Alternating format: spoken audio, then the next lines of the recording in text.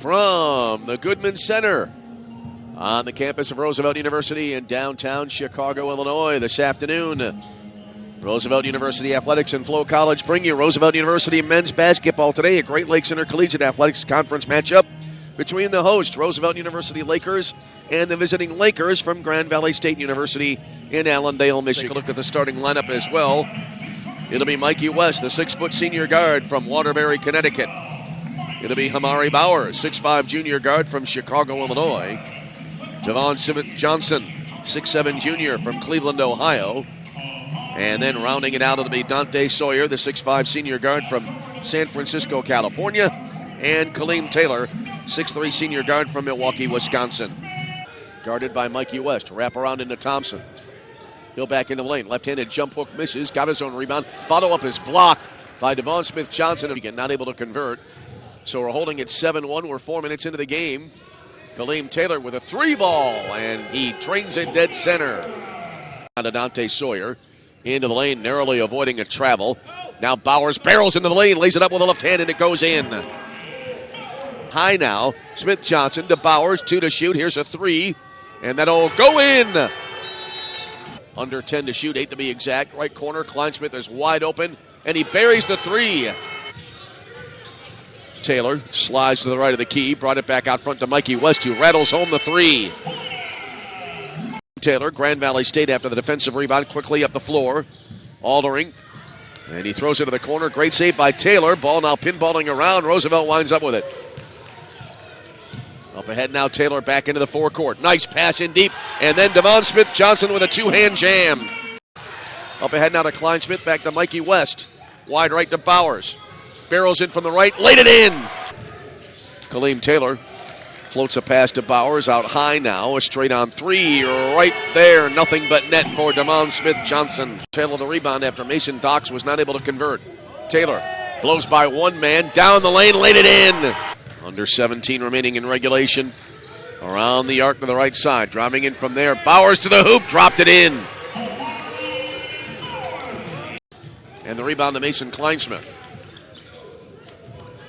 Roosevelt in transition. Alley-oop here, and the Lakers convert. Hamari Bowers with a dunk.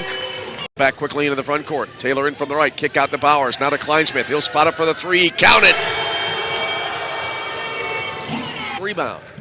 Kleinsmith, long lob ahead. Whistle. And the hoop goes through. Counted in a foul around the perimeter. Back out to Mikey West.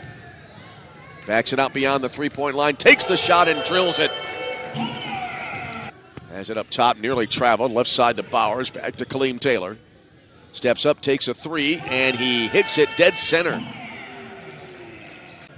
Taylor spins into the lane, brought it back out to Bowers. His shot is right there. Hamari Bowers with the long ball. It's strong. Roosevelt able to get possession. Long pass to Bowers. He goes up for the right-hand dunk. Lakers fans, I'm joined now after the game by head men's basketball coach Dee Brown. Coach, as always, just give me your overall takeaways from today's game. It's glass control. Got beat on the glass, plus 12. We talked about rebounding. I thought we did a decent enough job of in the first half of guarding and trying to keep him off the glass, and then transition. Then we just gave up too many transition points and second chance points. You talk about rebounding. Grand Valley State, top 30 in the country in terms of total rebounds per game as a team. In terms of the game plan, how do you prep for a team that's as good on the glass as they are? One day prep, you get in and really focus on getting back in your defense set, and then, playing the first 40 minutes on Thursday, you got to let the guys really rest, but we try to emphasize, boxing out and long rebounds, but they're relentless on the glass. That's what they do. They're really good in transition. They throw a lot of bodies at you, and they did a great job of, again, just glass control. You guys cut it to a 4-point game with about 15 minutes left before Grand Valley State went on that big run, 40-26, to close out the rest of the game. What did you notice that your team did well to get back into the game, and then what changed that allowed Grand Valley State to pull away? We shared the basketball. We started making shots, and we did a good job within our zone of forcing them to some forcing quick shots. But I think that run they went on, they just threw a lot of bodies at us. I think they played 13 guys tonight, so they just did a great job of wearing us down and throwing body after body out there on us, and did a good job of dumping the ball inside. I think they killed us in the paint with 44 points in the paint. So they just dominated the paint. When you dominate the paint and shoot 37 free throws, it just was a dominant performance in the paint. And I thought we did a fair enough job. We played hard for about 28 minutes, and I just think the their depth, their paint control really took over, and we have nothing else in the tank. I want to ask you about Mason Kleinsmith. Came off the bench, scored 13 points, 4 of 5 from the floor, 3 of 3 from behind the arc.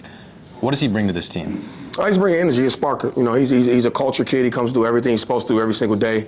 I thought he did a really good job today of making shots, getting guys involved, and he just plays his heart out. And he's a real Laker, man. He loves Roosevelt. He loves being in our program, and he does a great job by showing that when he gets on the court, the appreciation of getting out there, and he's really giving us his all. And I'm very appreciative of that. And did a great job off the bench for us.